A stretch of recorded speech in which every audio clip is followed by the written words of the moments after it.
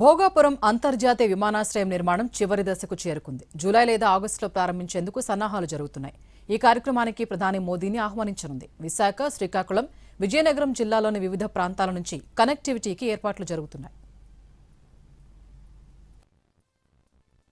Bhogapuram airport పనులు శరవేగంగా జరుగుతున్నాయి. ఇప్పటికే 98% పూర్తయింది. ఇప్పటికే ఏటీసీ, రన్వే పరీక్షలు నిర్వహించారు అధికారులు. అలాగే టెర్మినల్, ఇతర మౌలిక సదుపాయాల కల్పన తుది దశలో ఉంది. బ్యూటిఫికేషన్ పనులు ఈ నెలాఖరులోగా పూర్తి కానున్నాయి. భోగాపురం విమానాశ్రయానికి కనెక్టివిటీకి సంబంధించి పనులు ఊపందుకున్నాయి. ఏపీఎస్ఆర్టీసీ ఆధ్వర్యంలో విశాఖపట్నం, శ్రీకాకుళం, విజయనగరంలోని వివిధ ప్రాంతాల నుంచి ఎలక్ట్రిక్ ఏసీ బస్సులు నడవనున్నాయి. ఎక్కువ మంది ప్రయాణికులు విశాఖ నుంచి రాకపోకలు చేస్తారు కనుక ఏసీ బస్సులు ఏర్పాటు చేయడం ద్వారా వాళ్లపై భారాన్ని తగ్గించే యోచనలో ఉంది.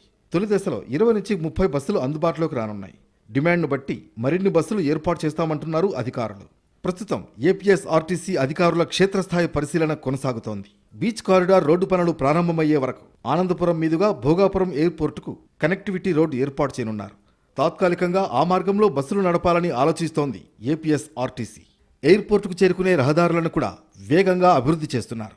విశాఖపట్నం నుంచి భోగాపురం వరకు నేషనల్ హైవే 16 విస్తరణ పనులు జరుగుతున్నాయి. విజయనగరం నుంచి నేరుగా కనెక్టివిటీ కల్పించేందుకు రోడ్లు మెరుగవుతున్నాయి. శ్రీకాకుళం నుంచి వచ్చే వాహనాలకు సులభ మార్గాలు సిద్ధం చేస్తున్నారు. అదనంగా అప్రోచ్ రోడ్లు, సర్వీస్ రోడ్లతో పాటు ట్రాఫిక్ రద్దీ తగ్గించేందుకు బైపాస్లు ఏర్పాటు చేస్తున్నారు. ప్రమాదాలకు ఆస్కారం లేని విధంగా రోడ్లపై లైటింగ్, సైన్ బోర్డులు వంటి అన్ని రకాల సదుపాయాలు కల్పిస్తున్నారు. భోగాపురం విమానాశ్రయాన్ని ప్రయాణికులకు సాధ్యమైనంత త్వరగా అందుబాటులోకి తేవాలని భావిస్తోంది ప్రభుత్వం. జూలై లేదా ఆగస్టులో కార్యకలాపాలు ప్రారంభించాలని కృతనిశ్చయంతో ఉన్నారు అధికారులు. ఎయిర్పోర్ట్ ప్రారంభోత్సవానికి ప్రధాని మోడీని ఆహ్వానించనున్నారు.